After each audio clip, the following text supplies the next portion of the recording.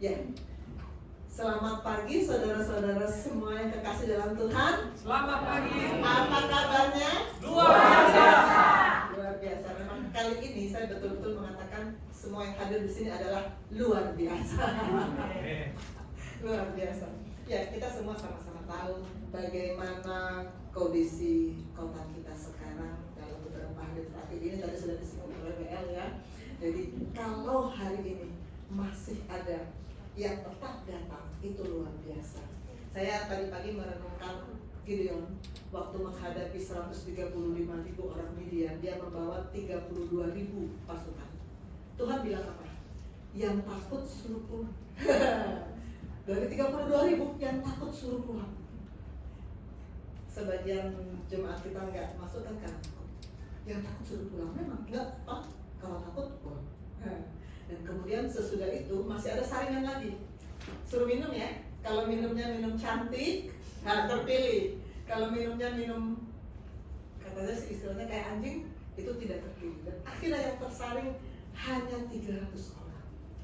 Begitu juga kita saat ini. Dari sekian banyak jemaat, kita adalah orang-orang terpilih, orang-orang tersaring, bisa hadir di sini. Maka kita orang-orang yang luar biasa. Maka kita akan melihat bagaimana Gideon dan pasukannya dengan 300 orang bisa menghadapi Midian 135.000 orang. Itu mission impossible. Kita juga, saya yakin dan percaya, kita datang di sini, kita juga menjadi orang-orang yang bisa melakukan hal yang luar biasa bersama-sama dengan Tuhan. Amin. Ya, kita masih dalam topik ketiga seperti sudah saya sampaikan seminggu, 2 minggu yang lalu. Kita masih bicara soal hidup dalam Kristus, dan sekarang adalah part yang ketiga.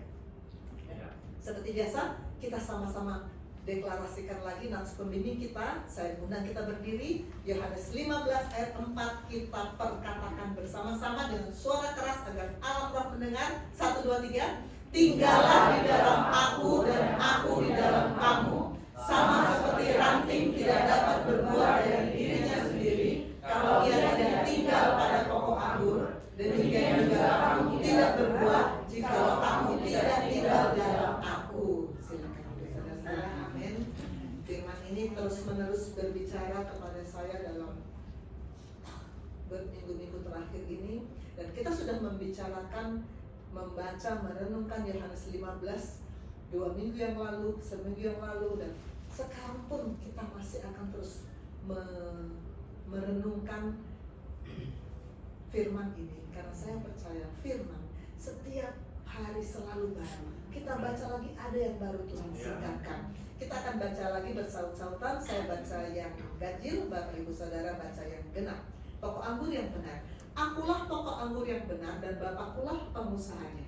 Setiap orang ini pada aku yang tidak berbuah di pokoknya, dan setiap orang yang berbuah di bersihkannya, supaya ia lebih banyak berbuah. Kamu memang sudah bersih karena firman yang telah kukatakan kepadamu. Tinggallah di dalam aku dan aku di dalam kamu, sama seperti ranting tidak dapat berbuah dari dirinya sendiri kalau ia tidak tinggal pada pokok anggur. Demikian juga kamu tidak berbuah kalau kamu tidak tinggal di dalam aku. Akulah pokok anggur dan kamulah ranting-rantingnya. Barang siapa tinggal di dalam aku dan aku di dalam dia, ia berbuah banyak. Sebab di luar aku kamu tidak dapat berbuat apa-apa. Dan siapa tidak tinggal di dalam aku, ia dibuang keluar seperti ranting dan jadi kering. Kemudian dikumpulkan orang dan dicampakkan dalam api lalu dibakar. Jikalau kamu tinggal dalam aku dan firmanku tinggal dalam kamu, mintalah apa saja yang kamu kehendaki dan kamu akan menerimanya. Dalam hal ini apapun yang dipergunakan, yaitu jika kamu berbuat banyak, dengan demikian kamu akan dalam murid-muridku. Amin. Kita seperti biasa, saya akan mengajak kita merenungkan mulai dari what, why, dan how. Dan ini sesi yang ketiga. Hari ini saya rencananya kita akan selesai sampai di how. Kemarin 2 kali berturut-turut kita baru sampai what. What, kita masih singgung sedikit. What, apa itu hidup dalam Kristus?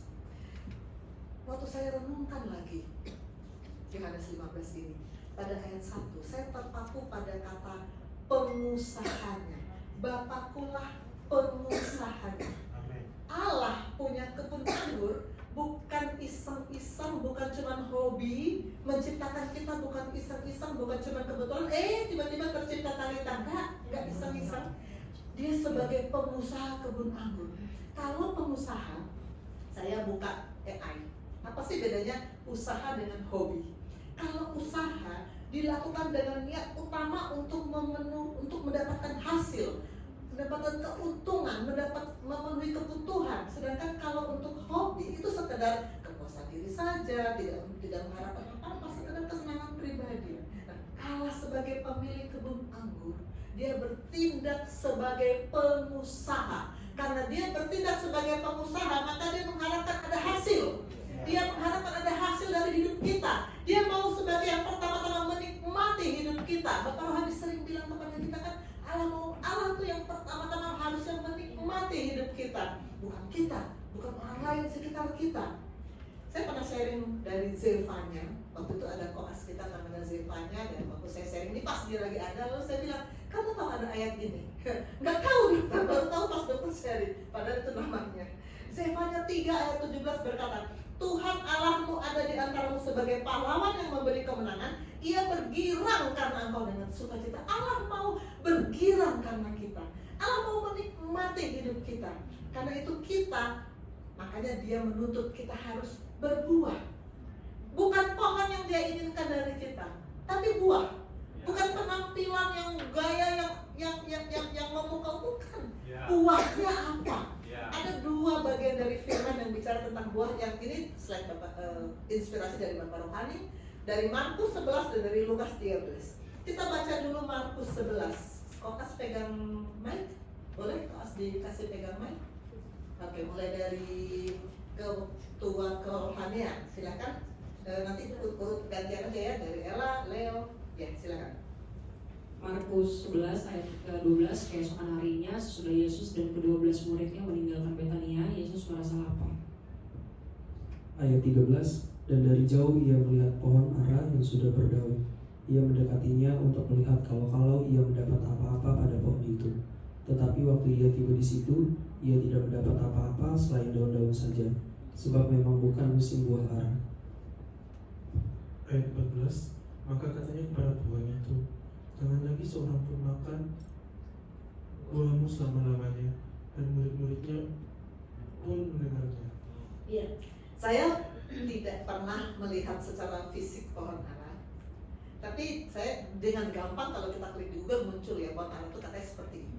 Jadi memang daunnya itu memang lebat, jadi kelihatan pohon ara sudah berdaun itu memang kelihatan cantik gitu ya. Nah, tapi Tuhan Yesus melihat pohon ara, dia tidak terpesona dengan daunnya, tapi dia mendekatinya mencari buah. Buah pohon ara itu memang mesti didekati, baru dilihat karena dia agak di dalam, di batang-batangnya itu seperti ini. Dan ketika Tuhan melihat ini pohon ada buahnya apa enggak, ternyata dia tidak mendapati buah sama sekali dari pohon itu. Dan tapi memang pohon itu punya pembelaan. Kita kan manusia seringkali apa-apa bela diri, cari alasan. Pohon itu punya alasan. Sekarang bukan musim buah ara, jadi saya nggak berbuah, orang nggak musim. Banyak orang yang pandai-pandai bikin alasan. Nah, sekarang nggak musim berbuah, orang saya lagi koas kan belum tahu sibuknya kayak apa. Enggak, bukan saatnya untuk berbuah. Saya kan lagi bikin skripsi, wah, bukan saatnya untuk berbuah. Saya kan sedang ini, sedang itu, belum saatnya untuk berbuah. Manusia selalu bikin alasan, belum saatnya berbuah. Tapi Tuhan nggak mau tahu. Tuhan nggak tanya lagi musim apa nggak sih buah ara, enggak. Dia lihat nggak ada buahnya, dia bilang apa? Jangan ada lagi yang makan buahmu selama-lamanya. Tuhan tidak mau kalau kita berbuah nunggu-nunggu musim. Oh belum musimnya, enggak. Tuhan nggak mau terima alasan. Orang selalu cenderung cari-cari alasan. Tuhan nggak mau terima alasan. Besoknya waktu mereka lewat di pohon itu, apa yang terjadi? Sudah kering batang-batangnya, dan bukan cuma batang-batangnya, sampai akar-akarnya juga kering. Kalau yang kering hanya batang, akarnya masih hidup.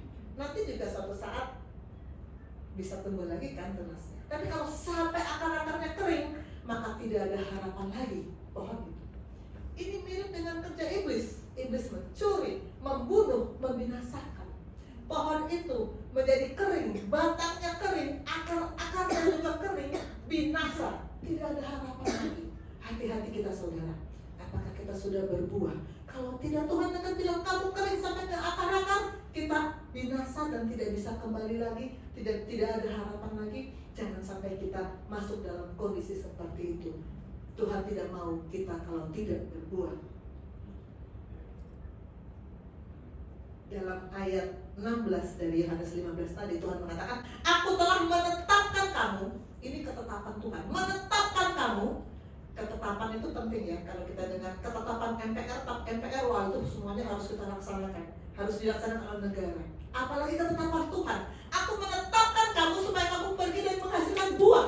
Ini ketetapan Tuhan, kita harus berbuah. Dan bukan cuma itu, buahmu itu tetap.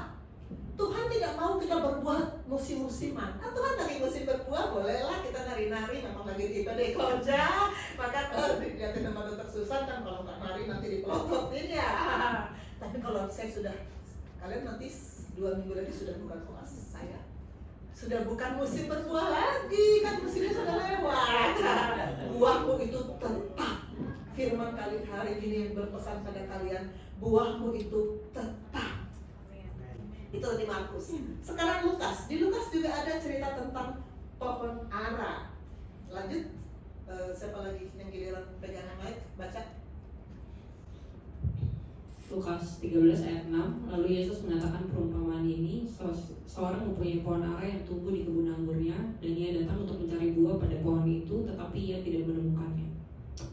Ayat ke-7, lalu ia berkata kepada pengurus kebun anggur itu, sudah 3 tahun aku datang mencari buah pada pohon ara ini, dan aku tidak menemukannya. Tebanglah pohon ini, untuk apa ia hidup di tanah ini dengan percuma.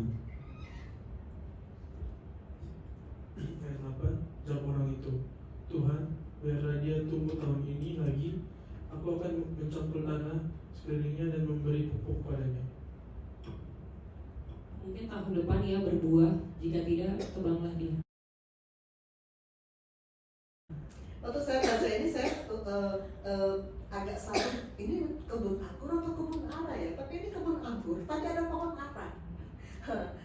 Dalam kebun anggur ada pohon ara, tapi pemilik kebun anggur tidak bilang, pohon ara kan bukan pohon anggur, aku kan mengusahakan kebun anggur, pohon ara nggak usah berbuah, nggak apa-apa. Enggak, dia tetap mau berbuah. Pemilik itu, pengusaha itu tetap apapun yang tumbuh di tanahku harus berbuah. Maka dia mau mencari buah ara pada pohon itu, tapi tidak ada. Lalu dia bilang, untuk apa hidup? Saya kalau mengajar kalian kan saya selalu bilang, kalau mengumpulkan data-data dari pasien, data yang tidak penting buang. Untuk apa? Kalau nggak ada gunanya, buang. Pohon ara ini nggak ada gunanya, buang. Tapi si pengurus kebun anggur, tahun lagi deh, kita pupuk lagi. Kita kalau belum berbuah, maka ayat ini datang pada kita. Tuhan mau pupuk lagi hidupmu supaya bisa berbuah tahun depan. Kalau tetap masih gak berbuah lagi, masih gak berbuah juga tahun depan, apa katanya? Tebanglah dia. Ada batas waktu. Ada batas waktu. Tuhan mau menunggu. Tuhan gak bilang saya menunggu sampai akhir zaman, enggak ya. Pohon ara ini hanya dapat waktu 1 tahun. Tanya sama Tuhan, kapan saya berbuah? Saya mau terus dipupuk Tuhan, pupuk dengan firman terus supaya bisa berbuah. Jangan sampai menjadi pohon yang tidak berbuah, nanti ditebang. Yang Tuhan cari itu bukan pohon, tapi Tuhan selalu cari buah. Dalam Matius 3 ayat 8 dikatakan, hasilkan buah yang sesuai dengan pertobatan. Katanya bertobat, buahnya mana? Bertobat bukan cuma pengakuan kita, tapi kelakuan kita harus menunjukkan ada buahnya. Amin. Dan jangan lupa buah, kriteria buah apa? Aktivitas kita digerakkan oleh firman dan menghasilkan kemuliaan Allah. Kemarin selesai saya sharing, Bapak Rohani menayangkan slide ini. Memang ini adalah yang mengajar saya bahwa aktivitas kita harus digerakkan oleh firman, baru kita bisa berbuah. Penggerak kehidupan manusia memang bisa 2. Yang menggerakkan kita bisa firman, bisa bukan firman. Di rumah sakit, saya berjalan dengan murid-murid saya. Saya bilang sama Leo, kamu ke Bapak yang di kamar 1. Kamu ajarkan bagaimana pantangan untuk dia beres. Leo mengikuti apa yang saya bilang. Dia digerakkan oleh perkataan saya. Kita digerakkan oleh apa? Perkataan siapa? Saya pagi-pagi bersekutu dengan firman. Firman berkata kita harus melakukan perbuatan baik. Maka kalau pasien saya nggak kasih edukasi makan, bisa aja kan? Rumah sakit kan nggak tahu. Tapi saya bilang saya harus kasih edukasi. Saya utus Leo. Karena saya digerakkan oleh firman yang mengatakan kita harus akurat. Kita jangan cuma kasih obat, tapi juga harus kasih edukasi. Maka dia digerakkan dan Leo mengikuti apa yang saya bilang. Kita bergerak digerakkan oleh siapa? Bisa firman, bisa bukan firman. Kalau firman yang menggerakkan kita, maka tindakan kita akan tepat sasaran.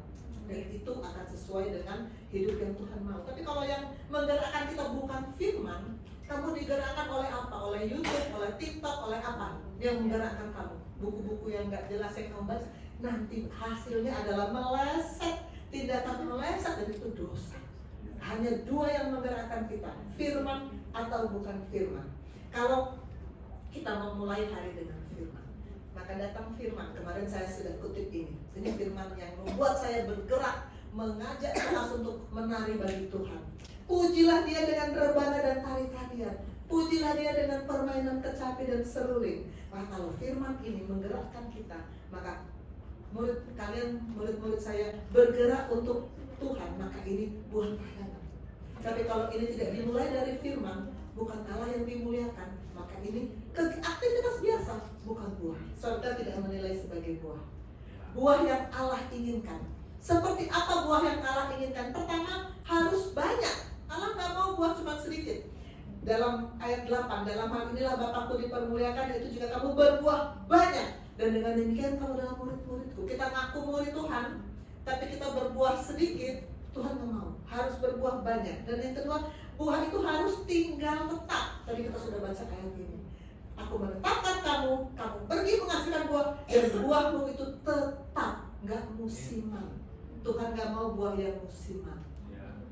Ini ada satu lagu, Mindy pegang mic. Ini lagu yang banyak penggemarnya. Saya juga suka lagu ini dan sering di request di komsel. Kita kan sebelum komsel kan ada lagu pujian. Ini sering di request. Coba Mindy nyanyikan baik verse-nya.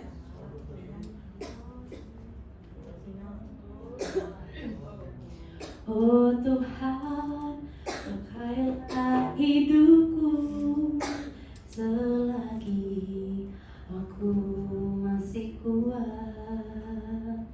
Bila saatnya nanti ku tak berdaya lagi, hidup ini sudah jadi berkat. Beberapa bulan atau tahun yang lalu lagu ini dikritisi oleh Bapak Rohani. Saya kira kalau jemaat lama masih ingat ya. Apa yang dikritisi? Karena kita mengatakan bila saatnya nanti ku tak berdaya lagi. Jadi yang mengatur kita berdaya apa tidak, kita yang mengatur. Saya yang mengatur, bukan Tuhan yang mengatur. Dan ada saatnya kita gak berdaya lagi. Tapi yang penting kan sudah jadi berkat. Jadi berkat itu jadi past tense. Kan saya sudah pernah melayani, sudah pernah nari-nari. Sudah, sekarang udah gak usah. Sekarang aku tidak berdaya lagi. Bapak Rohani mengkritisi lagu ini. Ini mama saya sering cerita tentang mama saya. Mama saya itu sangat cinta Tuhan, sangat terlibat di dalam Tuhan, selalu kegemarannya menyampaikan Injil. Dalam 2 tahun terakhir, Tuhan izinkan dia sakit kanker. 3 bulan terakhir dia di tempat tidur sepi, nggak bisa bangun lagi. 3 bulan terakhir, banyak orang datang membesuk, mau menghibur. Tapi apa yang mama katakan kepada orang-orang yang datang? Mama tetap menginjili mereka loh. Mama tetap bilang, walaupun saya sakit, saya tetap mengatakan Allah yang terbaik buat hidupku. Saya tetap katakan, aku tetap mencintai Tuhan. Dan dia bilang kepada yang datang, kalau yang belum kenal Tuhan, terima Yesus. Terima Yesus. Karena kalian tidak tahu kapan kalian dipanggil. Kalian nggak tahu. Terima Yesus. Waktu orang-orang keluar dari kamar mama saya sering dengar mereka bilang ini, kita tadi datang, niatnya mau menghibur Ibu Talizi. Ibu Talizi itu nama panggilan mama saya. Niatnya kita datang mau menghibur Ibu Talizi. Tapi yang ada malah dia yang menguatkan kita.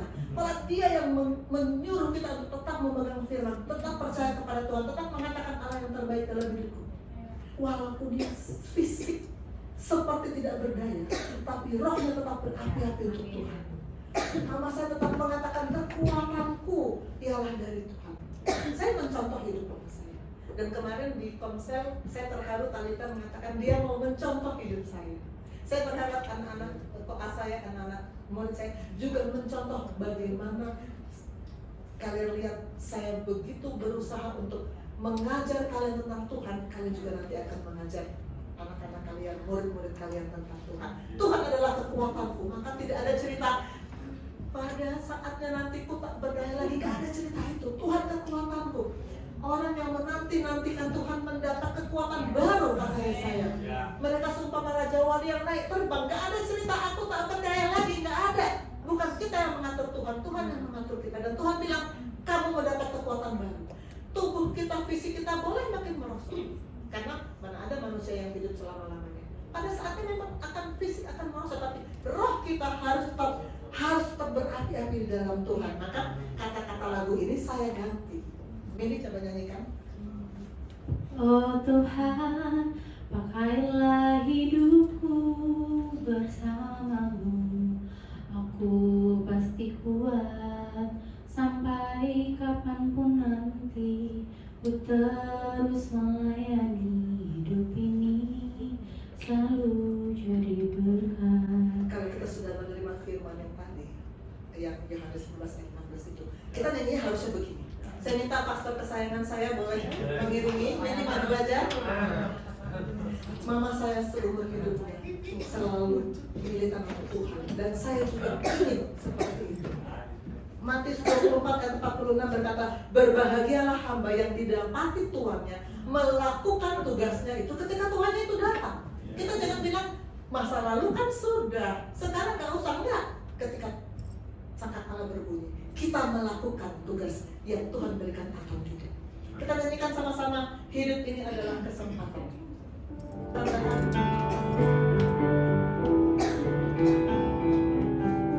Hidup ini adalah kesempatan.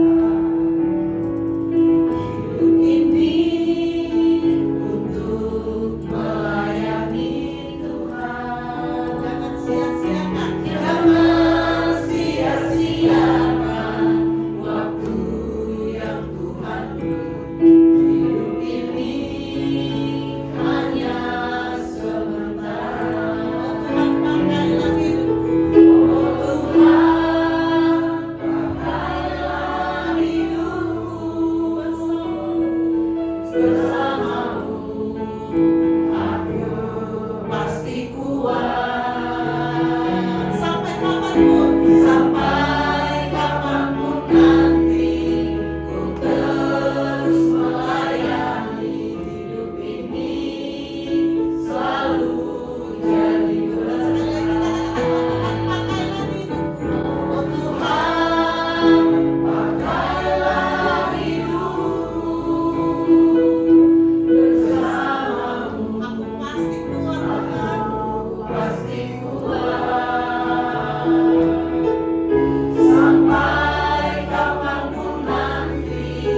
Ku terus melayani, hidup ini selalu jadi berkat. Katakan hidup ini selalu jadi berkat. Hidup ini selalu jadi berkat.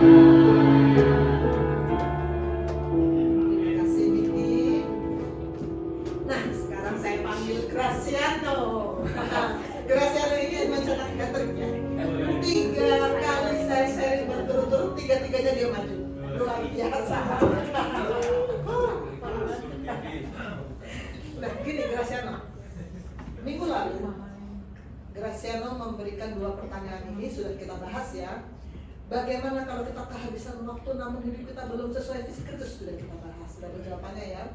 Bagaimana kita bisa terselamatkan hanya dengan perbuatan baik kita, juga sudah kita bahas. Sekarang gantian saya yang bertanya sama Graciano. Pertanyaan pertama, bagaimana kalau kita kehabisan waktu namun hidup kita belum berbuah?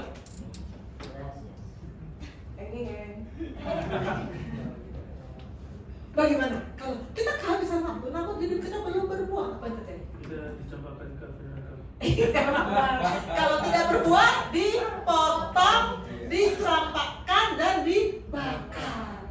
Betul sekali ya. Kedua, apakah kita bisa terselamatkan hanya dengan niat baik kita? Ya, tegas bilang. Tidak. Betul. Ini gambar kesayangan Graciano. Kalau kita mau lurus kepada hidup kekal bersama Allah, tidak bisa dengan perbuatan baik, nggak bisa dengan niat. Yang penting kan niat, nggak bisa dengan niat. Harus melalui salib Kristus. Amin. Ya, silakan duduk. Lulus ya, lulus. Hat-trick ya, hat-trick. Sekarang kita masuk di why. Kenapa sih kita harus hidup dalam Kristus? Sebetulnya jawabannya sudah ada di ayat 5. Yohanes 15 ayat 5. Karena di luar aku, kamu tidak dapat berbuat apa-apa. Di luar Yesus, kita nggak bisa berbuat apa-apa. Sedangkan di dalam Yesus, kita berbuah banyak. Berbuah banyak di dalam Dia. Di luar Dia, nggak bisa berbuat apa-apa. Masa sih? Masa sih? Orang kalau berusaha keras juga akhirnya berhasil kaya raya. Begitu banyak orang kaya raya. Kita lagi dalam situasi sekarang, kita lagi lihat ya orang-orang ternyata ada saja orang-orang yang kaya rayanya luar biasa. Maka nggak kenal Kristus, bisa kan? Murid-murid saya ada beberapa yang saya tahu memang bukan anak Tuhan, tapi bisa cum laude, bisa berhasil karena dia sungguh-sungguh belajar, bisa. Berarti pernyataan di luar aku kamu tidak dapat berbuat apa-apa nggak tepat dong. Kok bisa ternyata? Ya betul. Ini rumah adik saya di Pennsylvania. Ini ada sebenarnya ini ada 2 rumah, kanan kiri. Ini townhouse. Jadi ada pemisah. Sama rumahnya, cuman mirror townhouse. Di sebelah kanan ini adik saya dan suaminya, dan ini kami sedang ada di situ. Sebenarnya ini sih foto kita di Empire Building ya. Sedangkan di sebelah ada keluarga tersendiri yang nggak ada hubungannya dengan keluarga adik saya. Ada suami istri, mereka punya tujuan tersendiri, mereka punya pekerjaan tersendiri, saling tidak ada hubungannya kedua keluarga ini. Adik saya dan suaminya, puji Tuhan, cinta Tuhan, mereka aktif di gereja Methodist di Pennsylvania, di kota mereka, Phoenix Hills. Dan ini karena adik saya di bidang praise and worship, maka dia bisa mengajak kami untuk bersaksi puji-pujian dalam kunjungan kami kemarin. Adik saya dengan pertolongan Tuhan dikasih karunia main musik, sehingga dia sangat punya kesempatan luas untuk melayani di praise and worship di sana. Nah, di Amerika keluarga-keluarga jarang yang punya neni. Kalau di sini kan kita semua ada mbaknya, semua keluarga ada mbaknya, hampir semua. Ada juga yang tapi hampir semua ada mbaknya. Kalau di Amerika itu nggak ada. Hanya keluarga-keluarga yang sangat-sangat kaya raya yang bisa punya neni. Jadi adik saya termasuk yang menengah, nggak ada neni. Jadi semua dikerjakan sendiri. Selama kami di sana 2,5 minggu, tentu saja ada saat-saat di mana adik saya bilang, Arya tolong bantu Elti ya untuk sedot debu di seluruh karpet. Arya mengerjakan. Lalu Talita bantu Elti ya lap-lap lemari seluruh ada 3 lantai lap-lap lemari. Talita diminta Elti mengerjakan lap lemari. Lalu Talita ke rumah sebelah, dia lap semua lemari di rumah sebelah. Sesudah itu dia lapor sama Alti. Alti saya sudah lap lemari. Di mana? Di rumah sebelah. Kata-kata Alti, apa yang kamu kerjakan di rumah sebelah tidak ada hubungannya dengan rumah kita, tidak ada artinya buat kita. Jadi hanya yang dikerjakan di dalam rumah kita itu yang ada artinya. Apa yang kita kerjakan di luar kerajaan Allah, kita mau berprestasi sehebat apapun, kalau itu di luar kerajaan Allah, nggak ada artinya buat kerajaan Allah, nggak ada nilainya, nggak ada poinnya. Maka dikatakan kamu tidak bisa berbuat apa-apa kalau di luar aku. Di luar aku, di luar Kristus, apapun yang kita lakukan, sehebat apapun dunia menilai, surga bilang nggak ada artinya, nggak ada apa-apa. Maka Tuhan katakan di luar aku kamu tidak bisa berbuat apa-apa. Dalam pelayanan pribadi pernah ada kelas tanya begini, dokter, pacar saya agama lain, boleh nggak saya pindah agama? Saya nggak bilang bisa boleh atau nggak boleh. Saya nanya begini, posisi kamu di mana? Apa artinya posisi kamu di mana? Di rumah ada saya kan yang rumah yang sebelah yang ada pohonnya, ada mobilnya. Kalau dia ada di rumah satunya, apapun yang dia lakukan terserah. Rumah kerajaan Allah. Kalau melihat posisi kita ada di kerajaan satunya, kita mau bikin apa juga terserah. Mau pindah yang menyelamatkan kan bukan agama. Mau agama A, agama B, agama C, pindah-pindah silakan. Nggak ada urusan. Karena beda kerajaan. Kalau kita ada di kerajaan Allah, baru kita mau pindah agama, baru kerajaan Allah bereaksi. Apa reaksinya? Bapak Rohani mengajarkan kalau kita mau melakukan menyimpang, pertama-tama firman datang. Allah pertama-tama kasih firman untuk menegur kita. Firman nggak mempan, orang lain bicara.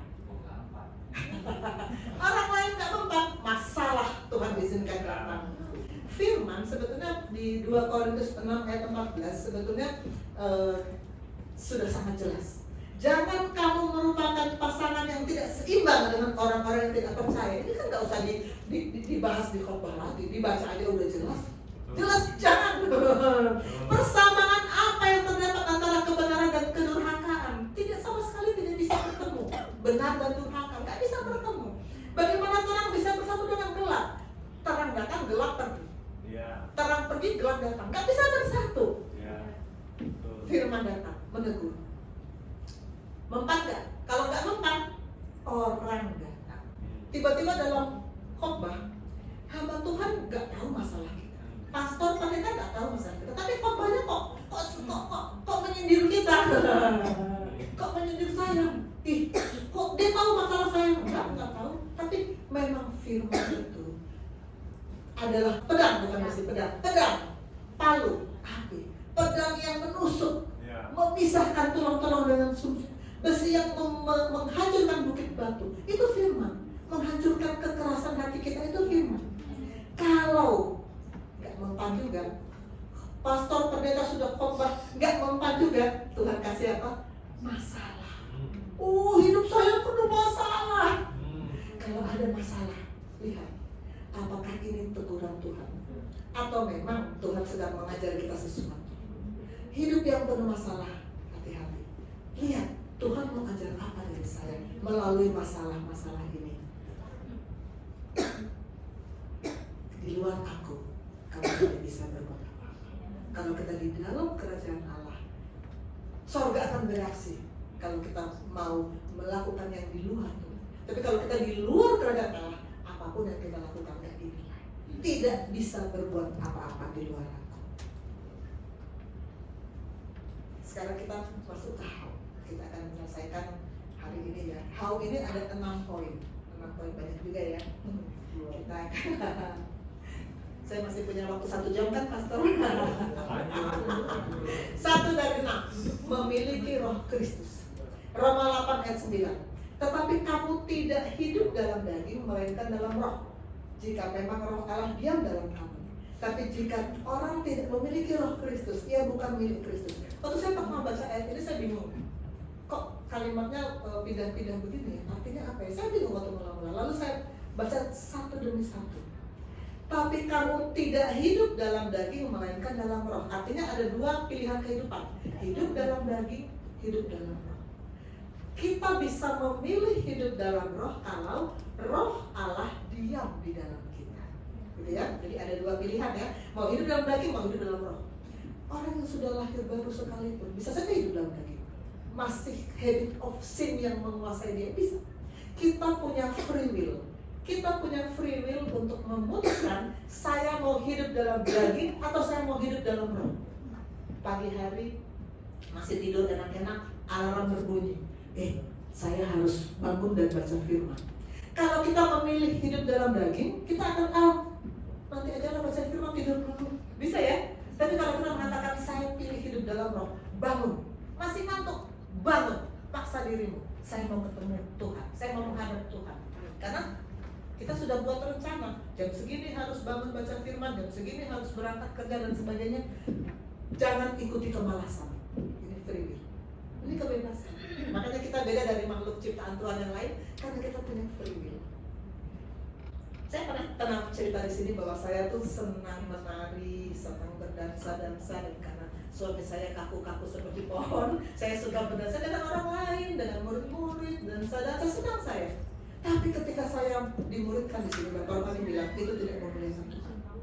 Saya memilih free will saya memutuskan untuk dengan free will saya memutuskan untuk berhenti berdansa-dansa, dan saya ganti hobi nari saya dengan apa? Nari tamborin untuk Tuhan. Murid-murid saya ajarin tamborin, saya ajak ikut nari tamborin. Kita menari untuk Tuhan. Saya mengganti hobi menari saya dengan menari untuk Tuhan. Itu free will. Keputusan kita mau memilih yang mana. Uang juga kita kendalikan dengan free will kita. Kemarin Talita bersharing di Kopsel, dia melihat bagaimana saya memutuskan uang ini bisa untuk senang, bisa untuk ganti mobil, beli mobil yang paling mahal bisa. Tapi tidak, saya mau memberi untuk pekerjaan pembangunan gereja di Masuk. Saya mau memberi untuk pekerjaan pembangunan Tuhan di Bali. Ini free will. Kita mau putuskan hidup dalam daging atau dalam roh. Free will kita. Putuskan hidup dalam roh. Putuskan untuk melakukan apa yang memuliakan Tuhan. Kita hidup dalam roh. Kalau roh Allah berdiam di dalam kita. Jika orang tidak memiliki roh Kristus, ia bukan milik Kristus. Ini inspirasi Bapak Rohani. Jika orang tidak memiliki roh Kristus, ia bukan milik Kristus. Bapak Rohani menulis di sini. Tidak peduli berapa lama Anda mengaku Kristen, berapa banyak Anda tahu isi Alkitab, bahkan terlibat dalam berbagai macam kegiatan gereja. Namun jika Anda tidak memiliki hidup itu sendiri, maka Anda hanya sekedar beragama tanpa roh Kristus menjadi sumber hidup Anda. Pastikan kita memiliki roh Kristus. Milik Kristus. Saya baru dari perjalanan sebulan yang lalu ya. Saya sangat merasakan bagaimana kita menjaga milik kita. Menunggu barang menunggu bagasi ya, kita cari mana barang saya. Di tas selalu saya pindah-pindah tempat, selalu saya cek paspor dan HP. Dua itu milik saya, jangan sampai ketinggalan, jangan sampai tercecer. Kita selalu cek, kita sangat menjaga kalau milik kita. Kalau kita milik Kristus, Kristus juga akan sangat menjaga kita. Sangat, karena kita miliknya. Seperti kita memperlakukan milik Kristus, Tuhan juga menjaga kita seperti milik, karena kita miliknya. Dia menjaga kita seperti biji mata. Dalam Mazmur 17 ayat 8 dikatakan, pelihara aku seperti biji mata. Biji mata itu kan dilindungi oleh tulang tengkorak, melingkar, melindungi biji mata. Lalu ada lagi kelopak mata, menjaga. Karena biji mata sangat penting, begitu juga kita diberi mata Tuhan. Sangat dipentingkan, sangat dijaga kalau memang kita milik Kristus. Waktu Tuhan Yesus datang nanti, saat sangkakala berbunyi nanti, Dia mencari miliknya. Dia tidak mencari yang lain, Dia cari miliknya. Dia kenal miliknya. Apakah kita termasuk yang dicari? Apakah kita termasuk milik Kristus? Pastikan kita masuk dalam kelompok milik Kristus. Karena nanti kita yang dicari, kita yang dijemput. Kalau Tuhan Yesus datang untuk kedua kali, pastikan kita masuk dalam kriteria milik Kristus. Tapi jika orang tidak memiliki roh Kristus, ia bukan milik Kristus. Artinya apa? Syarat untuk menjadi milik Kristus, kita harus memiliki roh Kristus. Memiliki roh Kristus. Kalau kita memiliki roh Kristus, kita juga harus menjaga milik. Sebagai milik, kita harus menjaga jangan sampai roh Kristus di dalam kita itu lemah, mati. Jangan sampai. Ingat waktu kita terima Yesus sebagai Tuhan dan Juru Selamat, Wahyu 3 ayat 20, Yesus mengetuk, kita buka pintu, Dia masuk dalam hati kita, dalam hidup kita. Dia di dalam hidup kita tidak berencana untuk santai-santai, nganggur-nganggur, ongkang-ongkang kaki, tidak. Tapi Dia mau melakukan aktivitas bersama-sama dengan kita, yaitu makan bersama-sama. aktivitas untuk supaya kita tetap menghidupkan posisi kita milik Kristus dan kita memiliki Roh Kristus adalah tetap makan bersama-sama tiap-tiap hari dengan Tuhan.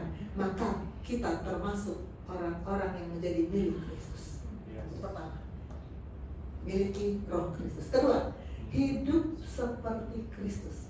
1 Yohanes 2 ayat 6 ini adalah ayat yang seharusnya kita semua sudah hafal karena sangat sering didengungkan dari mimbar gereja ini. Barang siapa mengatakan bahwa ia ada di dalam Dia, ia wajib hidup sama seperti Kristus telah hidup. Mengatakan itu gampang. Saya mengatakan saya dalam Tuhan.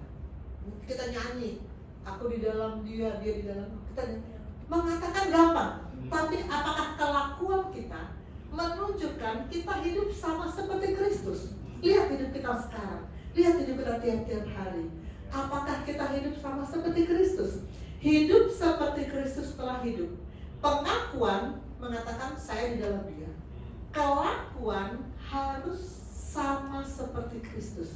Maka kita harus hidup seperti Kristus. Maka tidak ada lagi kebun binatang ya, Graciano ya. Kebun binatang sudah pindah ke Ragunan sana.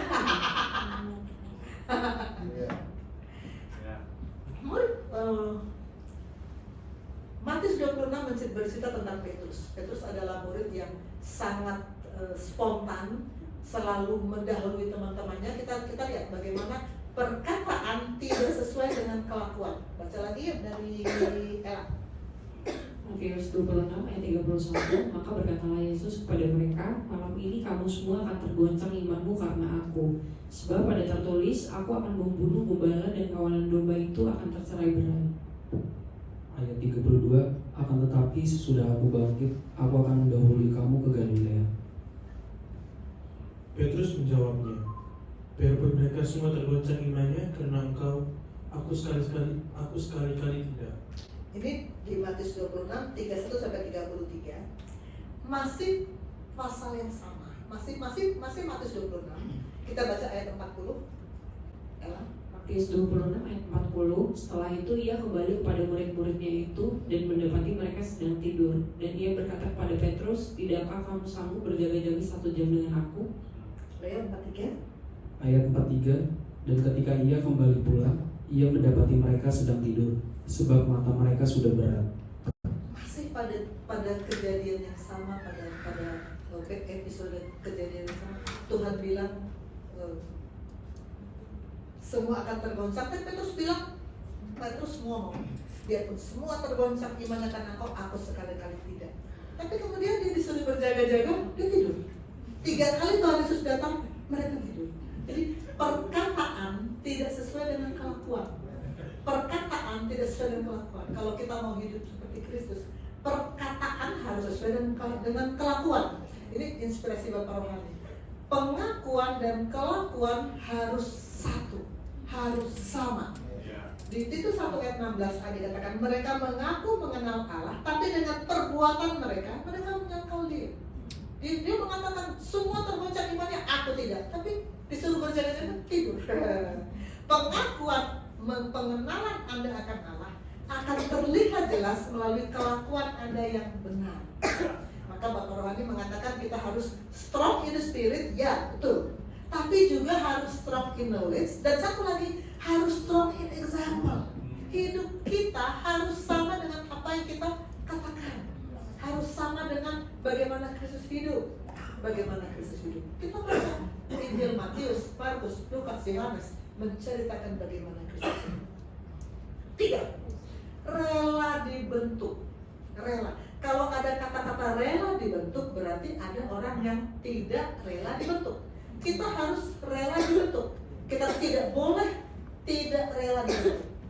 Ini fungsi pastoral gereja. Diajar, dilatih, didisiplin. Kalau kita dibentuk, kita akan melalui pengajaran, pelatihan, pendisiplinan. Orang yang tidak rela dibentuk akan bereaksi sebaliknya. Kalau diajar, malas. Di mana kita mendapat pengajaran? Pemuritan. Apakah banyak yang berminat pemuritan? Saya sih sangat senang, terharu bahwa pemuritan yang belakangan ini diadakan peminatnya banyak. Dulu peminat pemuritan itu semangat untuk diajar pada anak-anak Tuhan di sini semakin menggebu-gebu. Tapi tetap ada yang diajar malas, tetap ada. Dilatih itu ditegur, dinasihati, dibimbing, tersinggung. Ada yang dinasihati tersinggung, ditegur tersinggung. Dan kemudian waktu mau didisiplin, pindah gereja aja. Makanya kata Bapak Wali, tidak banyak yang bisa bertahan di gereja Tuhan yang sangat seperti hidup dalam pola Tuhan. Tidak banyak yang bertahan. Karena kita di sini betul-betul mau hidup dalam pola Tuhan. Orang mau hidup dalam pola dunia enak.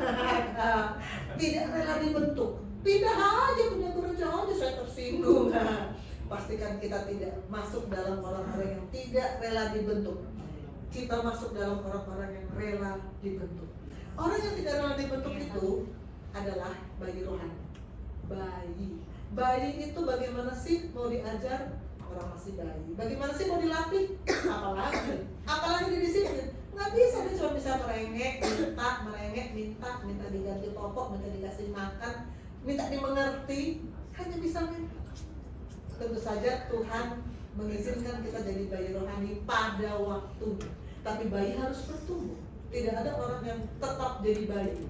Kalau orang tetap jadi bayi, orang tuanya akan berkabung. Itu namanya penyakit. Ada penyakit anak-anak sampai umur 10 tahun tetap kayak bayi. Orang tuanya berkabung. Tidak ada yang bahagia kalau ada seperti itu dari dalam rumah. Bayi rohani harus bertumbuh menjadi dewasa rohani, baru bisa masuk di area pelayanan. Diajar, dilatih, dan didisiplin ini melalui pemuritan. Ketua kelas pemuritan kita kemarin saya, PDP Susanti, sangat semangat untuk terus mengadakan pemuritan. Nanti bulan ini katanya mau ada lagi pemuritan. Puji Tuhan, kita terus diajar, dilatih, didisiplin. Guru kita yang mengajar kita, Tuhan kita, Pemazmur berkata, terpujilah Tuhan gunung batuku yang mengajar tanganku untuk bertempur, melatih jari-jariku untuk berperang. Tuhan mengajar yang sekarang kita sedang alami, situasi yang sulit. Tuhan sedang melatih kita untuk mengandalkan Dia. Kalau tidak ada masalah, kita tahu dari mana? Kalau bahwa kita mengandalkan Tuhan.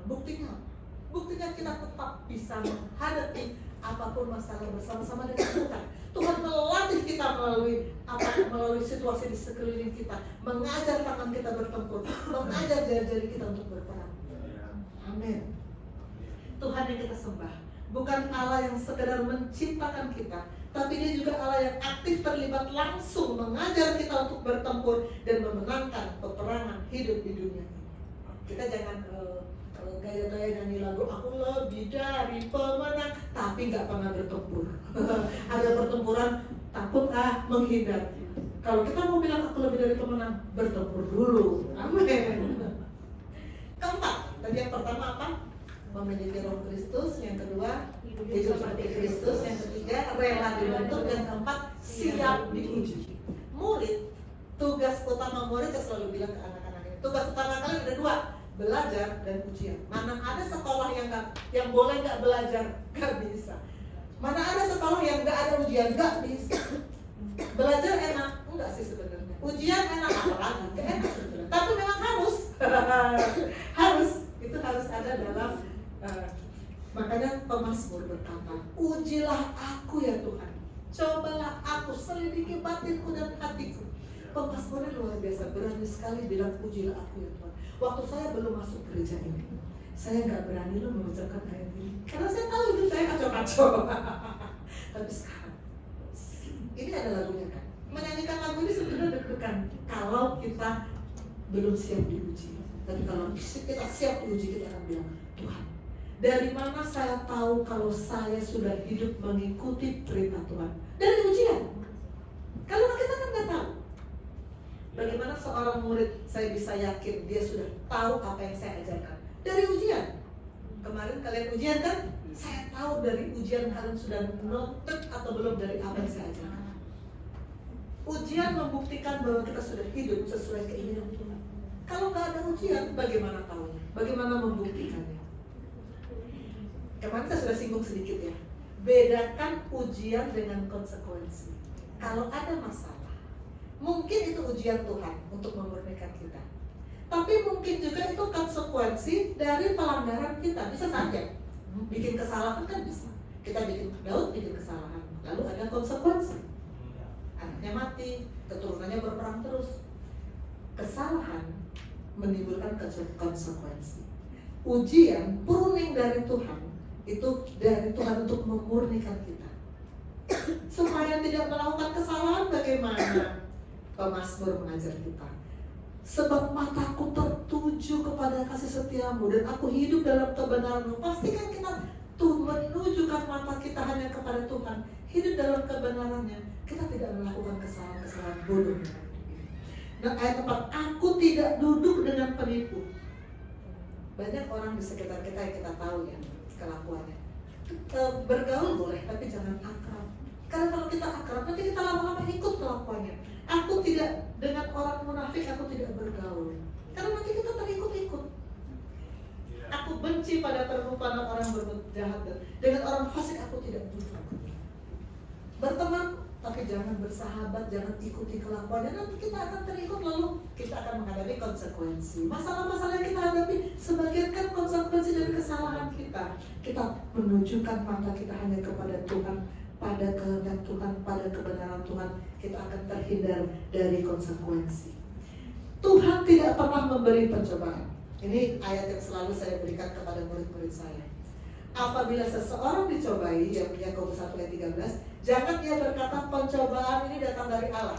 Seringkali soalnya kalau kita datang ke pasien, seringkali murid-murid saya bilang, Ibu, Bapak, penyakit ini datang dari Tuhan. Tuhan berikan untuk begini-begini. Tuhan tidak pernah kasih penyakit. Tuhan kasih hidup yang berkelimpahan. Penyakit itu dari Allah mau. Pencobaan bukan dari Allah. Allah tidak dapat dicobai oleh yang jahat, dan Dia sendiri tidak mencobai siapapun. Allah mengizinkan untuk menguji, memurnikan kita, tapi bukan Allah yang memberikan masalah dalam diri kita. Ini Ayub, contoh yang paling sering kita pakai untuk gambaran seseorang yang Ayub cinta Tuhan. Ayub salah apa? Tapi dia mengalami malapetaka yang berturut-turut yang luar biasa sampai dia sakit seluruh badannya. Diejek oleh istrinya, ditinggalkan oleh semua orang. Salah apa dia? Tapi ketika dia sudah melewati pruning dari Tuhan, dia bisa bilang dalam bagian terakhir dari Ayub 42 ayat 5, hanya dari kata orang saja aku mendengar tentang engkau. Tadinya dia mengenal Tuhan dari kata orang, tapi sekarang mataku sendiri memandang engkau. Dia mengalami Tuhan dan dia bilang, aku sekarang mengenal Tuhan seperti apa. Aku sekarang mataku sendiri yang memandang engkau. Kalau kita sudah Tuhan pruning, kalau kita sudah Tuhan proses, kita akan lebih dalam lagi mengenal Dia. Kita akan lebih dalam lagi hidup di dalam Dia. Amin. 5 tertanam. Jadi sebelumnya siap diuji, 5 tertanam. Ini pot, tanaman dalam pot. Kalau kita cabut, kita pindahkan ke pot lain. Lalu besok kita cabut lagi, pindahkan ke pot lain lagi. Besok cabut lagi, lama-lama mati. Kalau tertanam, ya tertanam, udah, jangan dicabut-cabut. Tertanam. Orang percaya harus tetap tertanam di gereja lokal. Harus tertanam. Pindah-pindah gereja, saya sudah mengalami pindah-pindah gereja sebelum saya masuk di sini. Pindah, nggak ada yang, ya begitu-begitu aja, nggak ada yang saya ingin kayak mama saya, tapi kok nggak bisa. Saya ingin menginjili, tapi kok nggak bisa. Saya pindah-pindah gereja, nggak bisa. Sesudah saya dimuridkan di sini, baru mata saya terbuka. Saya melihat ladang Tuhan itu apa. Saya melihat bagaimana melayani Tuhan, mengabarkan Injil itu seperti apa. Saya bagaimana sharing itu seperti apa. Tapi kan nggak bisa, karena tertanam di gereja yang terhubung dengan Tuhan. Hidup dalam Kristus tidak boleh dipisahkan dari hidup dalam tubuh Kristus. Kita mau hidup dalam Kristus, oke. Hidup dalam Kristus harus hidup dalam tubuh Kristus. Tubuh Kristus itu apa? Gereja. Gereja yang bagaimana? Semua gereja sama? Tidak. Gereja yang terus berada dalam posisi roh yang terhubung dengan Kristus. Itu yang akan membuat kita tetap hidup dalam Kristus. Hidup dalam Kristus harus hidup dalam tubuh Kristus. Tubuh Kristus adalah adalah gereja yang terus berada dalam posisi roh, yang terus terhubung dengan Kristus. Ini inspirasi Bapak Rohani. Kristus dan gereja adalah satu.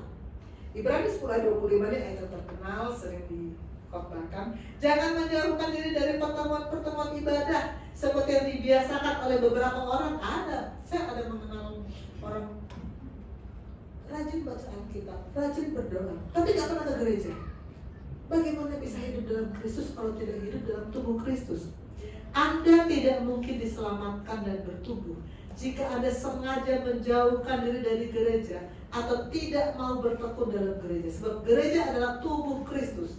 Artinya gereja itu bagian langsung dari Tuhan Yesus yang adalah kepala.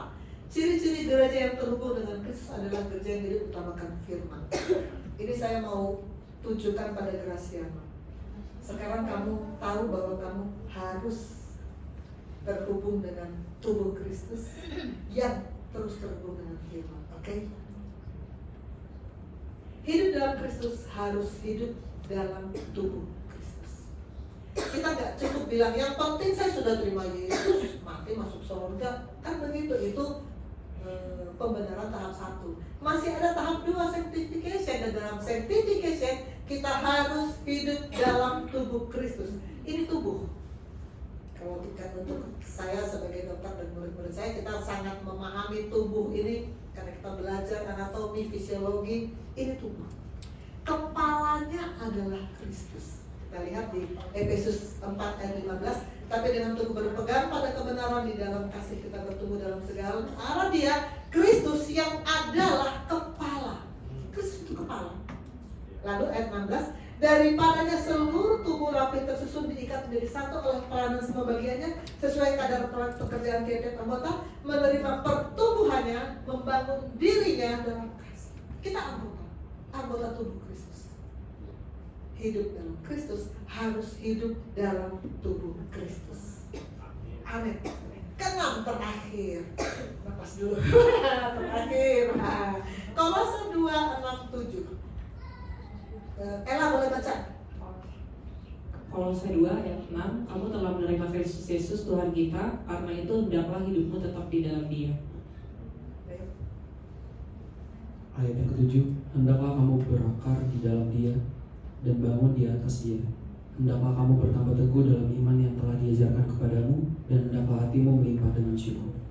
Bagian yang pertama, kalau kita sudah terima Kristus, kita untuk dibangun. Pertama, kita harus tetap dalam Dia. Tadi ya jangan pindah-pindah ya, tanaman dicabut-cabut mati akhirnya. Tetap di dalam Dia. Tetap. Kita harus tinggal di dalam Yesus dan firman-Nya tinggal dalam kita, dan posisi itu harus tetap, jangan pindah-pindah. Pertama, kedua, ayat 7, hendaklah kamu berakar, harus berakar. Fungsi akar itu untuk menyerap setiap nutrisi tertinggi kehidupan yang tersedia yang hanya ada dalam Kristus. Kita harus berakar supaya bisa menyerap nutrisi dari Kristus. Sesudah berakar, dibangun. Akar ke bawah, dibangun ke atas. Tanaman yang menerima nutrisi setiap hari dari akar pasti akan bertumbuh. Pasti. Gak usah merengek-rengek itu tanaman untuk minta bertumbuh. Bertumbuh kalau terima nutrisi dari akar. Sama dengan ranting. Kemarin kita bicara tentang pokok anggur. Ranting yang menerima nutrisi dari pokok anggur pasti akan berbuah. Gak usah merengek-rengek minta berbuah. Terima aja nutrisi, pasti akan berbuah. Dibangun di dalam Dia.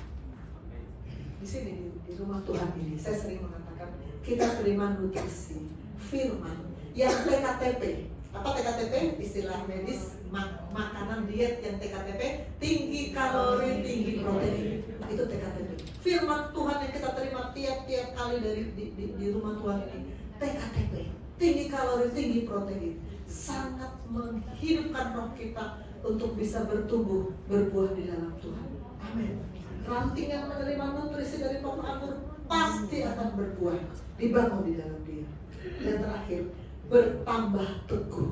Bertambah teguh karena kita diajar, dilatih, didisiplin. Di gereja ini pemuritan, pelatihan sangat dipentingkan. Dan sekarang Sekali lagi saya katakan, kita sedang dilatih. Masalah yang ada sekitar kita dalam beberapa hari terakhir ini, kita sedang dilatih. Dilatih untuk apa? Jangan merengek-rengek, Tuhan kenapa begini? Jangan.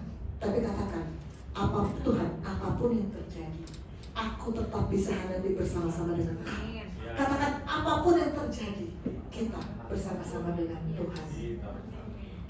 Sebagai kesimpulan, untuk hidup dalam Kristus, kita harus memiliki roh Kristus, rela dibentuk, siap diuji, tertanam, berakar, dan bertumbuh. Saya mau ajak kita untuk menyanyikan lagu apapun yang terjadi dalam hidupku ini. Saya minta pastor kesayangan saya, Talita untuk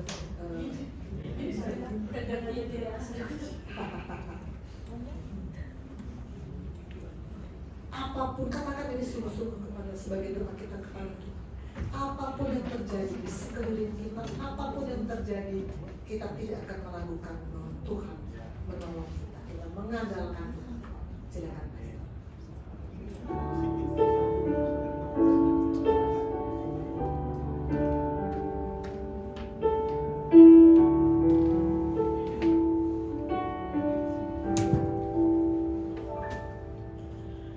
Apapun yang terjadi dalam hidupku ini, tak pernah ku ragukan kasih-Mu Tuhan.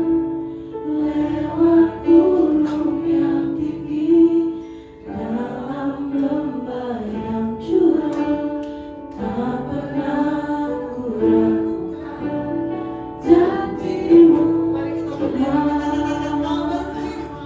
Kau berfirman dan sembuhkanku, Kau bersabda dan selamatkanku. Tiada yang mustahil bagimu, Yesus, ku percaya padamu. Apapun yang terjadi dalam hidupku ini, Apapun yang terjadi dalam hidupku ini, tak pernah ku ragukan kasih-Mu Tuhan. Lewat gunung yang tinggi, dalam lembah yang curam, tak pernah ku ragukan janji-Mu Tuhan. Kau berfirman dan sembuhkanku, Kau bersabda dan selamatkanku. Tiada yang mustahil